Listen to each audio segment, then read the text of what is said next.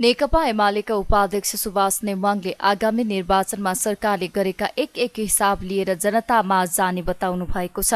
शुक्रबार संसद भवनमा सञ्चारकर्मीसँग कुरा गर्दै नेवाङले सरकारले गरेका गलत कामहरूको फेहरिस्ता नै तयार भएको भन्दै आगामी निर्वाचनमा जनतालाई हिसाब किताब बुझाउने तर्क गर्नुभयो। उहाँले सरकारले गलत गरेको धेरै कामहरू रहेको र कुन काम जनतामा राख्ने भन्ने नै चिन्ता लाग्न थालेको बताउनुभयो। नेवाङले अब समयमा नै निर्वाचन हुनुपर्ने र जनताले आफ्नो कुरा भयरहित ढंगले भन्न पाउने वातावरण तयार गर्नुपर्ने उल्लेख गर्नुभयो। उहाँले अहिलेको गठबन्धन गलत भएकाले एमालेले गठबन्धन भत्कियोस् भन्ने चाहना राखेको धारणा राख्नुभयो। अहिलेको महत्त्वपूर्ण विषय भनेको देशमा अब समयमा निर्वाचन हुनुपर्छ, निष्पक्ष निर्वाचन हुनुपर्छ, जनताले आफ्नो कुरा निष्पक्ष भयरहित ढङ्गले भन्न पाउनुपर्छ। हामी सबै त्यसतर्फ लाग्यौँ। देशमा कुनै बेठिक भइरहेको छ भने हामी सबै त्यो बेठिकलाई सच्याउन लाग्यौँ। मेरो आग्रह। यहाँले अलिकति अघि गठबन्धन भत्काउने प्रयास भन्नुभयो, थोरै बुझाइदिनु न। के छ र 5 दलीय गठबन्धन चाहिँ यो गलत छ, किनभने दल विभाजन नभइकन उहाँहरू गठबन्धनमा जानुभएको थियो। त्यो भनेको दूषित भइगयो। तपाईहरू पनि मान्नुहुन्छ, मलाई थाहा छ। एमाले लागिरहेछ गठबन्धन भत्काउन? होइन, गठबन्धन भत्कियोस् भन्ने त हाम्रो चाहनै हो। यो त म लुकी छुपी भनेकै छैन। उहाँहरूले संवैधानिक परिषद सम्बन्धी जुन कानुन आयो अध्यादेशमा त्यति बेला ल्याइएको थियो, त्यति बेला उहाँहरूले भनेको होइन अब देश चाहिँ आकाश खस्छ, अब देश प्रतिगमनमा गयो, यो त निरङ्कुशता हो, कसरी हामी सुत्नु प्रश्न उठाएको होइन। हाम्रो सभामुखजीले मुद्दा हालेको होइन र विभिन्न प्रश्न उठाएर अहिले त्यो मुद्दा सर्वोच्च अदालतमा विचाराधीन छ। त्यो सर्वोच्च अदालतमा विचाराधीन मुद्दा भएकै बेलामा, यो प्रश्न सबै जिउँदै भएको बेलामा, स्वयं सभामुखजी उहाँ नै भएको बेलामा त्यही शक्तिले गठबन्धनको सरकारको नाममा कसरी त्यो कानुन ल्याएर विधेयक ल्याएर राष्ट्रिय सभामा प्रवेश गराउँछ। यस्ता त कति छन्। मैले छोटकरीमा भन्नु खोजेको कुरा के मात्रै हो भन्दा अब जनतामा जाने बेला आएको छ। बही खाता लिएर जनतामा जानुपर्छ, हिसाब किताब बुझाउनुपर्छ। हामीसँग त यो गठबन्धनको यति थुप्रै हिसाब किताब छ, यति थुप्रै इस्युजहरू छन्, कुन इस्यु चाहिँ जनताको बीचमा राख्ने भन्ने पो हामीलाई समस्या छ। त्यस्तै एमाले नेता भीम रावलले देशको राजनीति सत्ताको खेलतर्फ केन्द्रित रहेकै कारण अहिलेसम्म उपसभामुख पद खाली रहेको तर्क गर्नुभयो। केही महिनापछि आम निर्वाचन गर्ने तयारी गरिरहेका बेला अहिले विधि पुर्याउनका लागि वा सत्ताको भित्री खेलमा उपसभामुख चयन भएको देखिएको उहाँको भनाइ छ। हाम्रो देशको राजनीति धेरै सत्ताको खेलतर्फ केन्द्रित रह्यो। त्यसको परिणामस्वरूप उपसभामुख पद यति बेलासम्म खाली भयो। अब जब हामी सबैलाई थाहा छ हामी केही महिनापछि आम निर्वाचनमा जाँदैछौँ, तर अब यति बेला यो निर्वाचन भएको छ। यसको साथसाथै हामीले जति बेला संविधान निर्माण गऱ्यौँ, म पनि मसौदा समितिमा थिएँ, त्यो बेला फरक लिङ्ग र फरक पार्टी भन्नुको अर्थ सत्ता पक्ष र विपक्ष भन्ने पनि थियो। अब यी सबै कुराहरू हाम्रो यो अभ्यासबाट हाम्रो राजनीतिमा देखिएका जुन विकृतिहरू हुन् त्यसका परिणामको रूपमा यी देखिँदै आएका छन्। त्यसकारण अब अहिले यो 4-5 महिना अगाडि भए पनि अब एउटा विधि पुर्याइहाल्नु न त भनेर पुर्याए जस्तो वा सत्ताकै भित्री एउटा खेलमा अब कतिपय कुरा मिलाउनु पर्ने, के गर्नुपर्ने होला, त्यसकारण यो अन्तिममा भइहालेको जस्तो देखिन्छ। उहाँले संसदीय अभ्यासमा विकृति पैदा भएको समेत बताउनुभयो।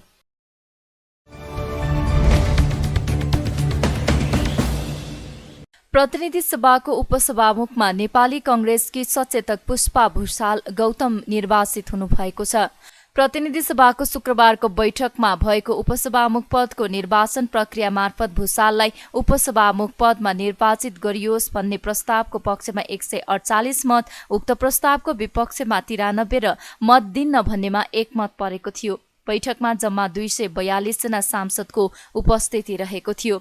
सांसद भुषालले प्राप्त गर्नुभएको मत प्रतिनिधि सभामा तत्काल कायम संख्याको बहुमत भएकाले उहाँ उपसभामुख पदमा निर्वाचित हुनुभएको सभामुख अग्नि सापकोटाले घोषणा गर्नुभएको थियो। माननीय सदस्यहरू, अब म मत विभाजनको परिणाम घोषणा गर्दछु।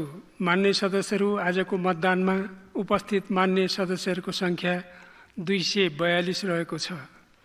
मान्य सदस्यहरू, यस सभाका मान्य सदस्य श्री पुष्प भुषाल गौतमलाई उपसभामुख पदमा निर्वाचित गरियोस् भन्ने प्रस्तावको पक्षमा अर्थात् हुन्छ भन्ने पक्षमा जम्मा 148 मत, प्रस्तावको विपक्षमा अर्थात् हुन्न भन्ने पक्षमा जम्मा 93 मत र प्रस्तावको मत तिन्न भन्ने पक्षमा 1 मत रहेको छ।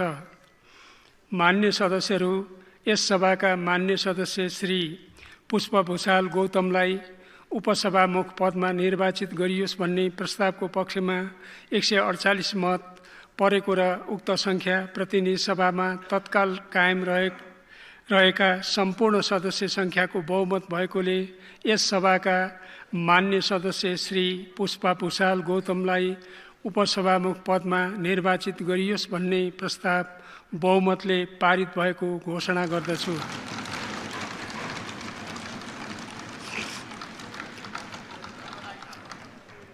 उपसभामुखमा कांग्रेसकी सांसद पुष्पा भुषाल र एमालेकी सांसद विद्या भट्टराईले उम्मेदवारी दिनुभएको थियो।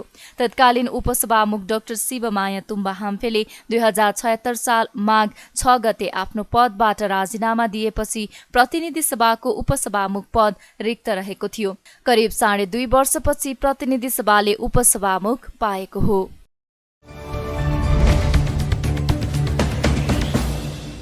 नवनिर्वाचित उपसभामुख पुष्पा भुषालले सदनलाई प्रभावकारी बनाउनका लागि जिम्मेवारीपूर्वक भूमिका निर्वाह गर्ने बताउनु भएको छ। उपसभामुखमा विजय भएपछि संसद भवनमा सञ्चारकर्मीसँग कुरा गर्दै भुषालले लामो समयदेखि रिक्त रहेको उपसभामुख पदमा निर्वाचन भएको र संसदको सबै पदहरूले पूर्णता पाएको भन्दै आफूले जिम्मेवारीपूर्वक पदीय दायित्व पूरा गर्ने बताउनु भएको हो। उहाँले संसदको सबै पदहरूले पूर्णता पाउनु संविधानको पक्षधर र लोकतन्त्रवादीहरू का लागि खुसीको दिन भएको बताउनुभयो। उपसभामुख भुषालले संवैधानिक परिषदको सदस्यका रूपमा समेत आफूले इमान्दारितापूर्वक र समन्वयकारी तवरले भूमिका निर्वाह गर्ने जिकिर गर्नुभयो। लामो समयदेखि अब उपसभामुख जस्तो एउटा संवैधानिक पद आज पूर्णता पाएको छ। यो सबै सदनको लागि, सांसदज्यूहरूको लागि, मलाई लाग्छ संविधानको पक्षधर जति पनि छौँ लोकतन्त्रवादीहरू सबैको लागि यो खुसीको दिन हो। आज संविधानको कार्यान्वयन पूर्ण रूपबाट भएको अत्यन्त महत्त्वपूर्ण दिनको रूपमा सबैले लिनुपर्दछ। काम कसरी गर्नुहुन्छ, योजना के छ? होइन, अब संवैधानिक पद भएको हुनाले निश्चय नै पहिलो काम अहिलेको सदनले जुन किसिमबाट उपसभापतिमा निर्वाचित गरायो त्यसप्रति म आभार व्यक्त पनि गर्न चाहन्छु र मलाई लाग्छ निर्वाचित भइसकेपछि हाम्रो काँधमा केही जिम्मेवारीहरू थपिएको छ, दायित्वहरू थपिएको छ। संविधानको कार्यान्वयनको लागि समावेशी लोकतन्त्र, सङ्घीय लोकतान्त्रिक गणतन्त्रको मर्मअनुसार मुलुकको राष्ट्रिय राजनीतिमा देखा परेका आयामहरूलाई व्यवस्थापन गर्नको लागि जनजीविकाको सवालहरूमा सदनमा अत्यन्त महत्त्वपूर्ण ढङ्गबाट यो विषयवस्तुलाई उठाउनको लागि, मुलुकको आर्थिक समृद्धिको लागि र मलाई विशेष गरी मलाई के लाग्छ भने सदनमा एउटा तटस्थताको भूमिकालाई निर्वाह गर्नको लागि जुन जिम्मेवारी थपिएको छ त्यसलाई इमान्दारीपूर्वक निर्वाह गर्नेछु भन्ने कुरामा म दृढ सङ्कल्प छु। संविधानले संवैधानिक परिषदलाई एउटा प्रमुख अङ्गको रूपमा मान्यता दिएको छ। संविधानको जुन स्पिरिट हो, जुन भावना हो, संवैधानिक परिषदले जुन काम कर्तव्यहरू निर्वाह गर्नुपर्छ यो पनि संविधानमै छ। त्यो अनुसार संवैधानिक परिषदमा सबैको उपस्थिति पनि छ। कार्यपालिका, न्यायपालिका र व्यवस्थापिका सबैको उपस्थिति पनि रहेको छ र त्यो उपस्थितिको माग बमोजिम नै उपसभामुखलाई संवैधानिक परिषदको एउटा सदस्यको रूपमा राखिएको छ र जुन अपेक्षा संविधानले संवैधानिक परिषदसँग गरेको छ त्यसमा आफ्नो भूमिका निर्वाह गर्नको लागि मलाई लाग्छ मैले इमान्दारीपूर्वक नै प्रभावकारी ढङ्गबाटै एउटा समन्वयकारी भूमिकाको रूपमा मैले त्यहाँ आफ्नो भूमिका निर्वाह गर्नेछु। उहाँले आफूलाई निर्वाचित गराउन सहयोग गर्ने सबैलाई आभार व्यक्त गर्नुभएको छ। नेकपा एकीकृत समाजवादीका अध्यक्ष माधव कुमार नेपालले संसदको चालु अधिवेशन अन्त्य हुने बित्तिकै आगामी निर्वाचनको मिति घोषणा हुन सक्ने बताउनु भएको छ। शुक्रबार काठमाडौँमा बागमती प्रदेश कमिटीले आयोजना गरेको तेस्रो पूर्ण बैठकलाई सम्बोधन गर्दै अध्यक्ष नेपालले संसदको चालु अधिवेशनपछि अब कुनै पनि बेला प्रतिनिधि सभा र प्रदेशसभाको निर्वाचन मिति घोषणा हुन सक्ने भन्दै तयारीमा जुट्न कार्यकर्तालाई निर्देशन दिनुभयो। सङ्घ र प्रदेशसभाको निर्वाचनले राष्ट्रिय राजनीतिमा ठूलो प्रभाव पार्ने भएकाले सोही अनुरूप लगनशील भएर आफ्नो पार्टीको प्रतिनिधित्व हुने गरी लाग्न पनि उहाँले निर्देशन दिनुभयो। उहाँले धेरै कारणका बीच स्थानीय तहमा सबै स्थानमा जित हासिल गर्न नसकेपछि आगामी निर्वाचनमा पार्टीले धेरैभन्दा धेरै सिट जित्ने दावी गर्नुभयो। अध्यक्ष नेपालले स्थानीय तहको निर्वाचन महानगर र उपमहानगर बाहेकका स्थानमा प्रभावकारी रूपमा तालमेल हुन नसकेको बताउनुभयो। आफ्नो पार्टीलाई तालमेलको क्रममा अपमानजनक व्यवहार भएको भन्दै आगामी निर्वाचनमा सबै गल्तीहरूलाई सच्याएर अघि बढ्नुपर्ने उहाँको भनाइ छ। कांग्रेस पार्टीको एउटै उद्देश्य छ, जनताको सेवा। जनताको सेवा गर्ने भावनाले पुरानो समाजमा परिवर्तन र समाजका सबै क्षेत्रमा रूपान्तरण हो। यो रूपान्तरण गर्ने उद्देश्यलाई साकार पार्नका लागि हामीले अगाडि बढ्नु छ। अहिले त हामी एउटा परिस्थितिले गर्दाखेरि केही पार्टीहरू एक ठाउँमा उभिएका छन्। यी पार्टीहरू सधैँभरि एउटै ठाउँमा उभिरहन्छन् भनेर केही पनि छैन। टोलमा जित्यौँ हामी, तुलसीपुरमा जित्यौँ हामी, त्यस हुनाले गठबन्धनले हामीलाई दिएको महानगरपालिकाको मेयरमा जित्यौँ, उपमेयरमा जित्दा जित्दै पनि हार्यौँ। उपमहानगरपालिकाको मेयरमा जित्यौँ, जित्दा जित्दै पनि 3 ठाउँमा हामी हार्यौँ। यसकारण पनि गठबन्धनले महानगरपालिका उपमहानगरपालिकामा मेयर उपमेयरमा ठिकै निर्णय गरेको थियो। तर वडाहरूमा हामी अड्न सकेनौँ, वडाहरूमा जुझ्न सकेनौँ, तल हामी लड्न सकेनौँ, तल जुझ्न सकेनौँ। एक्लै पनि उठाउने आँट गरेनौँ। एक्लै उठाउने आँट गरेको भए एउटा बेग्लै किसिमको स्थिति पैदा हुने थियो। अवश्य त्यसले के हुन्थ्यो भने फाइदा केपी ओलीले उठाउने थियो, काङ्ग्रेसले उठाउन सक्ने थिएन, माओवादीले उठाउन सक्ने थिएन। सके हामी आफै पनि जित्ने थियौँ। हामी जित्न नसके पनि अरूलाई पनि जित्न हम्मे पर्ने थियो। बल्ल चेत खुल्ने थियो। अहिले पनि चेत खुलिया छ कि छैन थाहा छैन। त्यस हुनाले अब आउने चुनावको सन्दर्भमा जुन मङ्सिर महिनाको 2 गते पनि बाहिर आएको छ, हामीले त तय गरिसकेका छैनौँ। तर अनुमान के छ भने संसदको अधिवेशन सकिने बित्तिकै, किन अब 4 महिना पहिले चुनावको मितिको घोषणा गर्नुपर्ने भएको हुनाले मङ्सिरभन्दा पर जान सक्ने सम्भावना नभएको हुनाले चुनावको मितिको कुनै पनि बेलामा घोषणा हुन सक्छ। त्यो तयारीमा अहिलेदेखि जुट्नुहोस्। त्यो तयारीमा जुट्नका लागि अब तुरुन्तै पनि चुनावको मितिको घोषणा हुन सक्ने भएको हुनाले अहिलेदेखि नै कार्यकर्ताहरूको राम्रो विन्यास गर्नुहोस्। प्रत्येक जिल्लामा नेताहरूको केन्द्रीकरण होस्। ती जिल्लाका पनि निर्वाचन क्षेत्र वाइज जिम्मा पनि दिइयोस्। प्रदेश सभाको निम्ति हुने चुनावको निम्ति चुनाव क्षेत्रमा पनि जिम्मा दिइयोस्। त्यसको निम्ति पालिकामा कसलाई जिम्मा दिने हो त्यसलाई जिम्मा दिएर पठाइयोस्। वडामा पनि जिम्मा दिइयोस्। अनि घर जाने काम भएको छ कि छैन, घर अभियान चलाउने काम भएको छ कि छैन, हाम्रो चिन्ह निर्वाचन चिन्ह कलमको प्रचार गर्ने काम भएको छ कि छैन, पार्टीको नीति र विचारको प्रचार गर्ने काम भएको छ कि छैन, यसको अनुगमन गर्ने काम गरियोस्। बैठकमा गत वैशाख 30 गते सम्पन्न स्थानीय तह निर्वाचन विगतमा प्राप्त गरेको उपलब्धि र कमजोरीको सँगै आगामी कार्यदिशाका बारेमा पनि छलफल भएको बताइएको छ।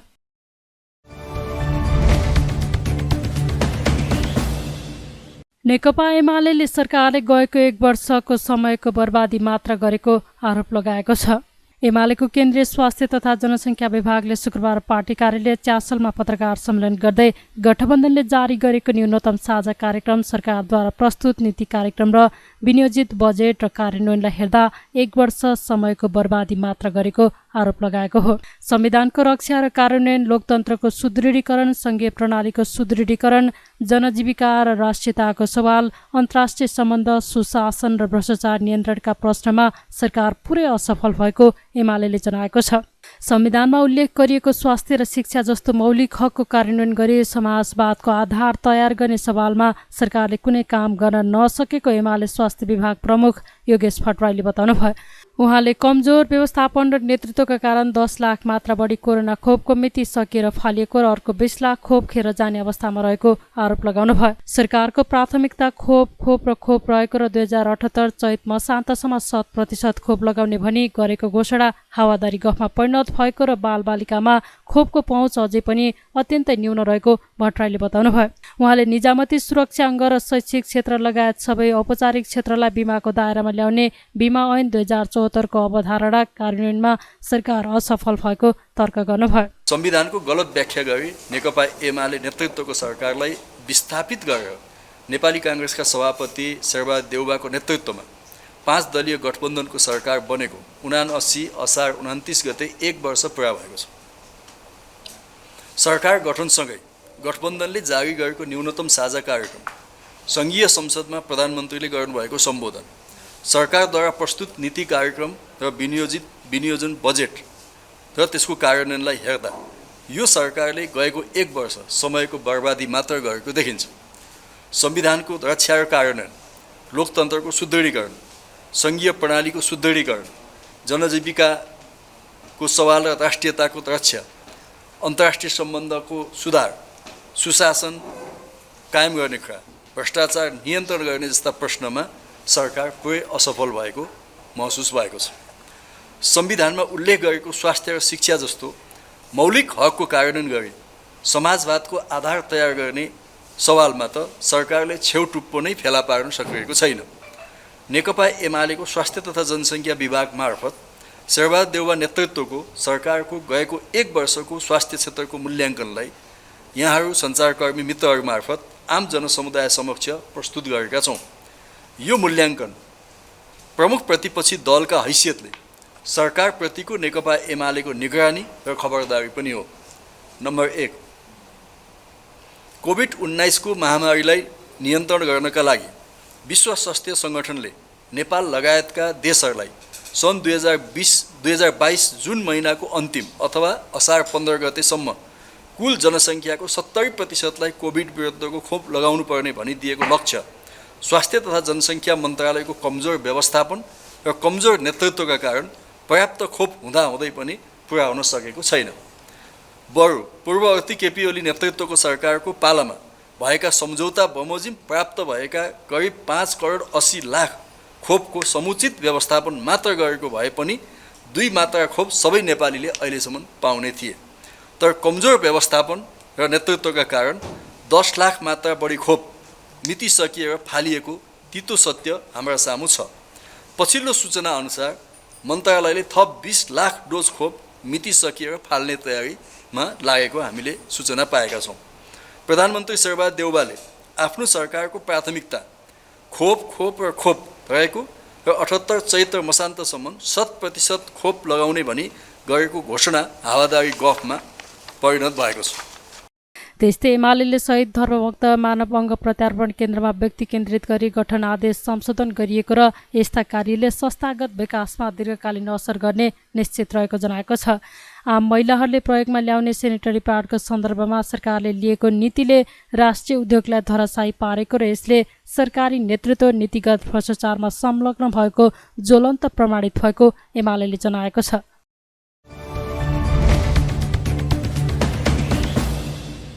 प्रतिनिधि सभाबाट नेपाल नागरिकता पहिलो संशोधन विधेयक 2079 माथि विचार गरियोस् भन्ने प्रस्ताव स्वीकृत भएको छ। शुक्रबार बसेको बैठकमा सभामुख अग्निप्रसाद सापकोटाले सो प्रस्ताव प्रस्तुत गर्नुभएको थियो। त्यसअघि विधेयकमाथि विचार गरियोस् भन्ने प्रस्तावमाथि भएको छलफलका क्रममा सांसदहरूले कोही पनि नेपाली नागरिकता प्राप्त गर्ने अधिकारबाट वञ्चित हुन नहुने र कुनै पनि गैर नेपालीले नागरिकता प्राप्त गर्ने अवस्था ल्याउन नहुनेमा जोड दिएका थिए।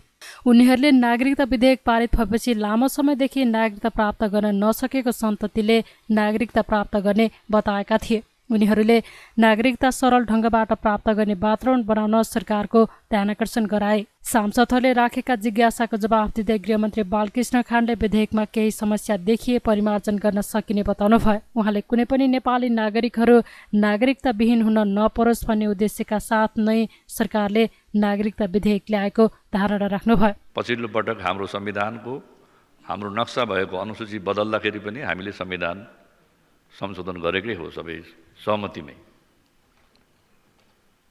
त्यहाँले संविधानका विभिन्न प्रावधानहरूलाई समयानुकूल बनाउन सकिन्छ, तर त्यो प्रक्रियालाई हामीले पार गर्नुपर्छ, पुरा गर्नुपर्दछ। तर जबसम्म संविधानमा जे प्रावधान छन्, जस्तो व्यवस्था छ, त्यो व्यवस्थाको आधारशिलामा उभिएरै विधेयक ल्याउनु पर्ने हुन्छ। त्यो आधारशिलामा उभिएरै ऐन बनाउनु पर्ने हुन्छ। त्यहाँले अहिलेको संविधानको भाग 2 को नागरिकतासँग सम्बन्धित प्रावधानहरूको आधारशिलामा उभिएरै यो विधेयक बनाइएको हो। त्यसकारणले हामीले विधेयक बनाउँदा संविधानका आधारभूत प्रावधानहरूलाई नै ध्यानमा राखेर गराउनु पर्दछ। मान्यजीहरूले पनि यिनै कुराहरूलाई ध्यानमा राखेर आफ्नो धारणाहरू व्यक्त गर्नुभएको छ। प्रस्तुति हामी सबैको आफ्नो आफ्नो पनि होला, तथापि हामी सबैको साझा चासो र चिन्ता नेपालीहरू जो लामो समयदेखि नागरिकताविहीन भएर आफ्नो जीवनयापनमा, व्यवसाय सञ्चालनमा, पठन पाठनमा, यात्रामा या पासपोर्ट बनाउनु पनि पाउनु भएको छैन। ती लाखौंको संख्यामा रहेका नेपालीहरूलाई कसरी हामीले छिटो नागरिकता दिने? म कसैलाई दोष लगाउन पनि चाहन्न। अहिलेको सरकारले यो जस लिन ल्याएको पनि होइन। हामी दोषारोपणबाट र जस अफसोसबाट पनि माथि उठौँ। यो अहिले हामी सबैको राष्ट्रिय दायित्व हो। सबै नेपाली नागरिकले नागरिकता प्राप्त गरून्, यो हामी सबैको साझा सङ्कल्प हो। त्यसकारणले हामी सबैले यो सङ्कल्प पुरा गर्नका लागि नै अगाडि बढ्नुपर्दछ र यसमा सम्मान्य सभामुख महोदय, सङ्घीय संसदका सबै मान्यजीहरूको यसमा सक्रिय सहभागिता, रचनात्मक सहयोग र सकारात्मक धारणाले यो विधेयक चाँडो पास हुनेछ, कार्यान्वयन जानेछ। यो कार्यान्वयन गइसकेपछि केही भएका समस्याहरूलाई फेरि पनि सम्बोधन गरिँदै जानेछ। एकपटक विधेयक आयो, पास भयो, त्यो सदाका लागि हुँदैन। त्यसमा पनि परिवर्तनकामी छ। त्यसलाई पनि अरू थप परिष्कृतिकरण गर्न सकिन्छ।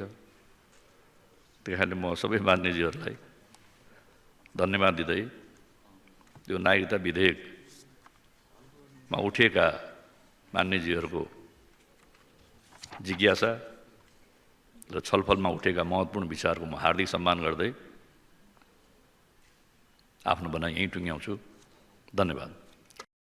सदनमा प्रस्तुत गरेको नयाँ विधेयकले अहिले देखिएको नागरिकता समस्यालाई मूल रूपमा सम्बोधन गर्ने र आमाबाबु नेपाली नागरिक हुँदाहुँदै पनि नागरिकता नपाएर सरकारबाट पाउने सेवा सुविधा लिन वञ्चित भएका लाखौं युवाले नागरिकता पाउने सरकारले जनाएको छ।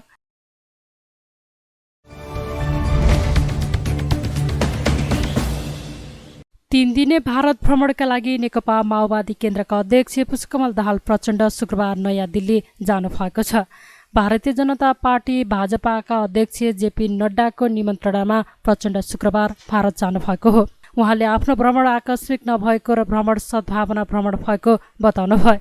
केही समय अघि तत्कालीन भारतीय राजदूत विनय मोहन पात्रले भारत भ्रमणको प्रस्ताव गरेको र त्यही अनुसार यो भ्रमण हुन लागेको उहाँले बताउनुभयो। प्रचण्डले भ्रमणका क्रममा भारतीय सरकारका प्रतिनिधि र भाजपाका नेताहरूसँग छलफल हुने र व्यापार घाटा, सीमा समस्या लगायतका विषयमा कुराकानी गर्ने बताउनुभयो। यो भ्रमण मुख्यतः एउटा सद्भावना भ्रमणको रूपमा रहेको छ।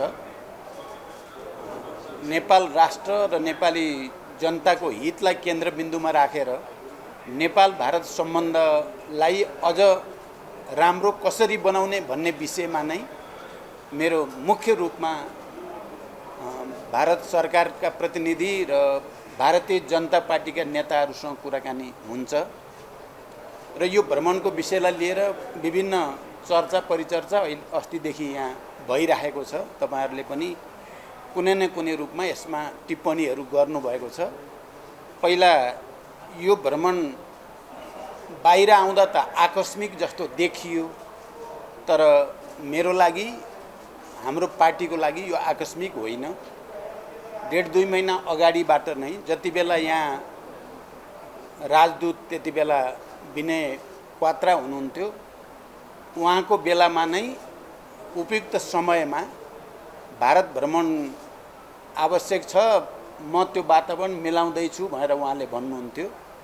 र उहाँ राजदूतबाट विदेश सचिव भएर गएपछि केही दिनपछि उहाँले मलाई सम्पर्क गरेर तपाईँको लागि उपयुक्त समय कुन हुनसक्छ भ्रमणको निम्ति भनेर पनि उहाँले सोध्नु भएको थियो।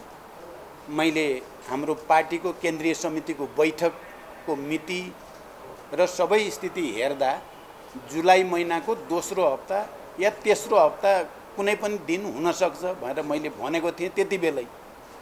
त्यही अनुसार अहिले यो भ्रमण भारतीय जनता पार्टीका प्रेसिडेन्ट जेपी नड्डाको औपचारिक निमन्त्रणामा हुँदैछ।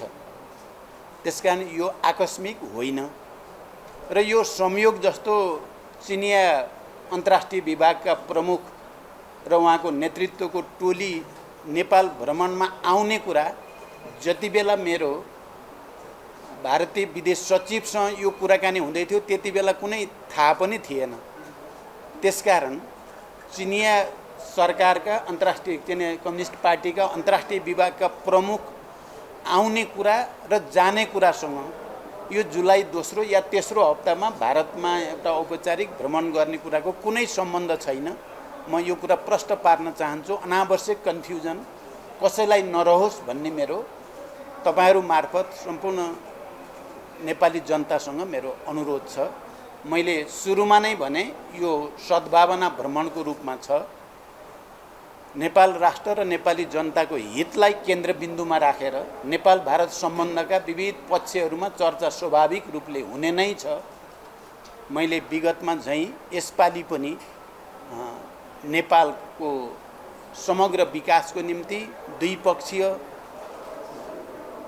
स्थितिलाई सुदृढ गर्ने हिसाबले व्यापार असन्तुलनलाई कम गर्ने विषयमा इतिहासबाट कतिपय थातिरहेका विषयलाई कूटनैतिक र संवादको माध्यमबाट टुङ्ग्याउने कुरा, सिमानाका विषयलाई पनि त्यसरी नै कूटनैतिक संवादद्वारा विश्वासको वातावरण बनाएर टुङ्ग्याउने कुरा लगायत सबै विषयमा पक्कै पनि चर्चा हुन्छ र दुवै देशको आर्थिक हित हुने गरी, द्विपक्षीय हित हुने गरी व्यापार र अन्य विकास निर्माणका कामहरू कसरी अगाडि बढाउने भन्ने कुरा पनि स्वभावैले हुन्छ र समग्रमा यो भ्रमण सद्भावना भ्रमण भएको हुनाले भारतको सत्तारूढ पार्टी भारतीय जनता पार्टी र हाम्रो पार्टी पनि अहिले गठबन्धनभित्रको एउटा महत्त्वपूर्ण पार्टी हुनुको नाताले दुई पार्टीको बीचमा एउटा सकारात्मक र सद्भावपूर्ण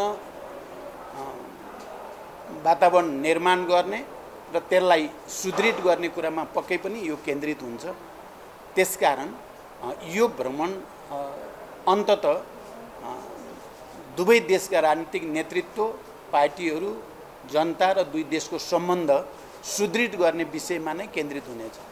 उहाँले भारतपछि छिट्टै आफ्नो चीन भ्रमण हुने पनि जानकारी दिनुभयो। उहाँ आइतबार स्वदेश फर्कने कार्यक्रम छ।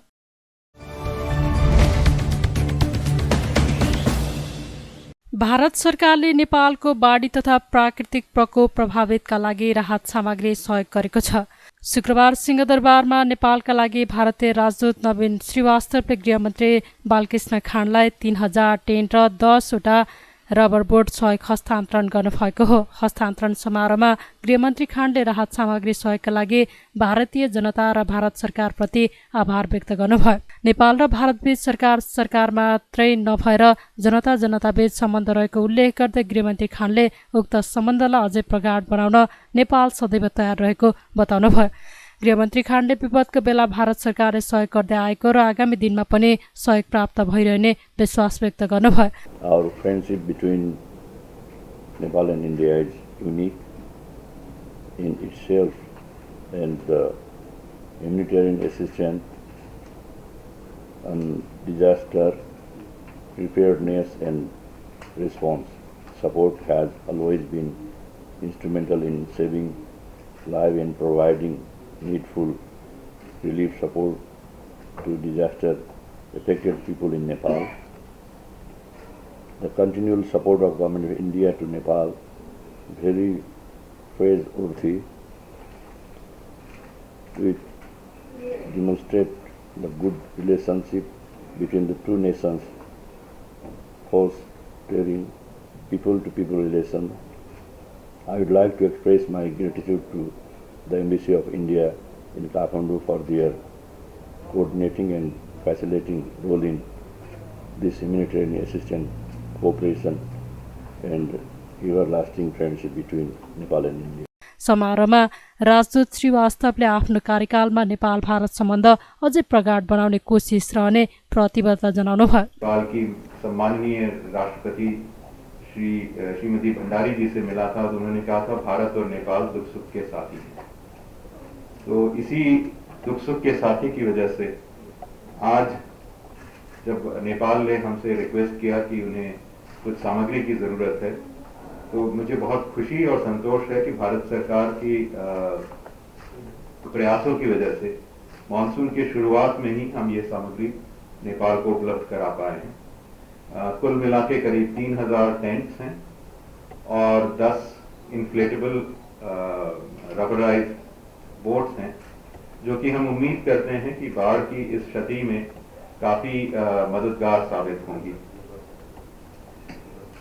ह्यूमैनिटेरियन असिस्टेंस, डिजास्टर रिलीफ, प्राकृतिक आपदा से सामना करना, ये हमारी भारत और नेपाल की डेवलपमेंटल पार्टनरशिप का एक इम्पॉर्टेंट कंपोनेंट है।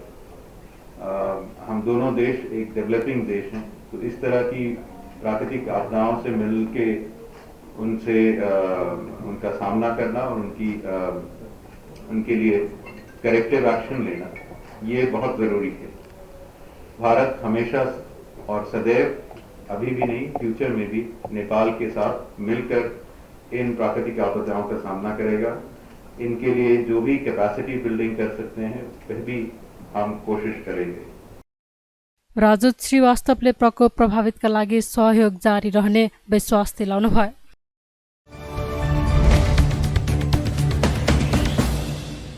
सरकारले सत्य निरूपण तथा मेलमिलाप आयोग र बेपत्ता पारिएका व्यक्तिहरूको छानबिन आयोगका पदाधिकारीको म्याद 3 महिनाका लागि थप्ने निर्णय गरेको छ। शुक्रबार बसेको मन्त्री परिषद बैठकले दुवै आयोगको म्याद थप गर्ने निर्णय गरेको एक मन्त्रीले जानकारी दिए। आयोगका पदाधिकारीको म्याद असार मसान्तमा सकिँदै थियो। त्यसअघि शुक्रबार नै प्रधानमन्त्री निवास बालटारमा बसेको सत्ता गठबन्धनको बैठकमा दुवै आयोग सम्बन्धी ऐनहरू संशोधन गर्ने र सोही अनुसार आयोगहरूको संरचना तय गरी न्यायिक निरूपण गर्ने सहमति भएको थियो। त्यस्तै मन्त्रिपरिषद बैठकले पेट्रोलियम पदार्थमा कर बापत मूल्य समायोजन भएको रकम उद्योग मन्त्रालय मार्फत आयल निगमलाई प्रदान गर्ने निर्णय पनि गरेको छ।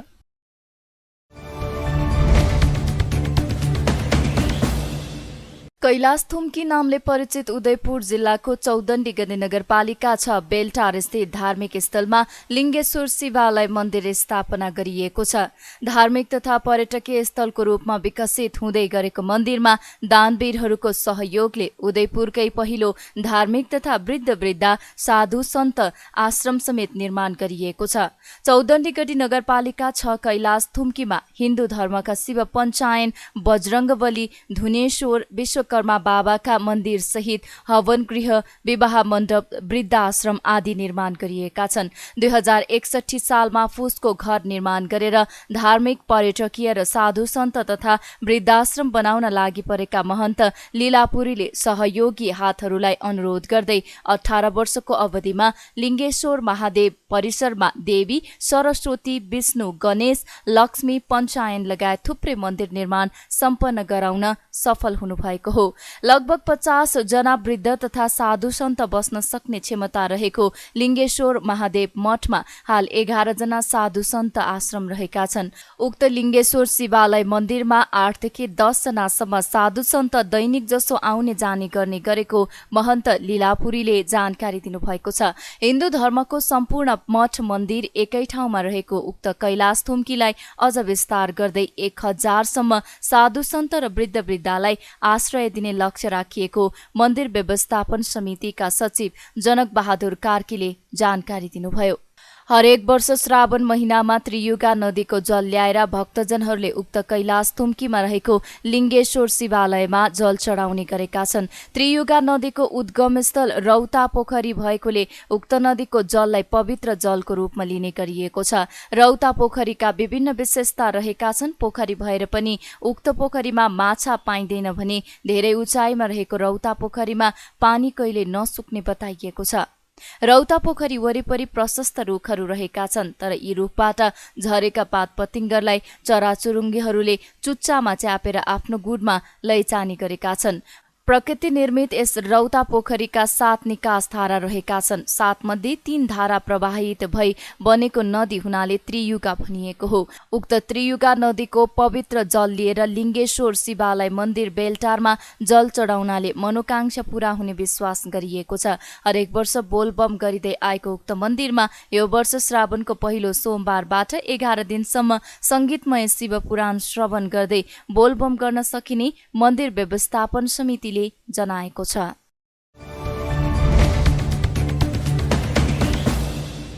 नेपालमा थप 229 जनामा कोरोना भाइरसको संक्रमण पुष्टि भएको छ। देशभर गरिएको 1644 पीसीआर परीक्षणका क्रममा 161 जना र 2074 एन्टिजेन परीक्षणका क्रममा 68 जनामा कोरोना संक्रमण पुष्टि भएको हो। कोरोनाका कारण शुक्रबार पनि कसैको मृत्यु नभएको स्वास्थ्य मन्त्रालयले जनाएको छ।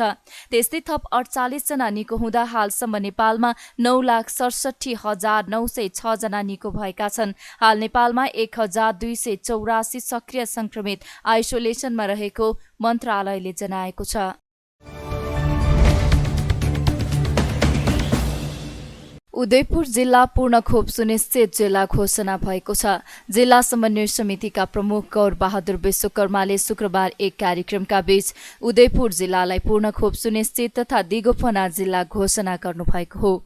जिल्ला खोप समन्वय समितिको आयोजनामा भएको कार्यक्रममा पूर्ण खोप सुनिश्चितता जिल्ला घोषणा गर्न महिला स्वयंसेविकाहरूको भूमिकाबारे चर्चा गरिएको थियो। 15 महिना मुनिका बालबालिकालाई सरकारले 13 प्रकारका संक्रामक रोगहरूको विरुद्ध निशुल्क खोपको व्यवस्था गरेको छ। उदयपुरमा वार्षिक 6700 बालबालिकालाई नियमित खोप लगाइएको खोप सुपरभाइजर चिरञ्जीवी निरौलाले बताउनुभयो। प्रत्येक वर्ष ओडा अध्यक्षको नेतृत्वमा रहेको ओडा खोप समन्वय समिति र पालिकाका प्रमुखको नेतृत्वमा रहेको पालिका स्तरीय खोप समन्वय समितिले कोही पनि बालबालिका खोप लगाउन नछुटेको प्रमाणित गरेपछि पूर्ण खोप सुनिश्चित तथा दिगोपना जिल्ला घोषणा गर्ने गरिन्छ। उदयपुर जिल्ला 2074 साल माघ 16 गते पहिलो पटक पूर्ण खोप सुनिश्चित जिल्ला घोषणा भएको थियो।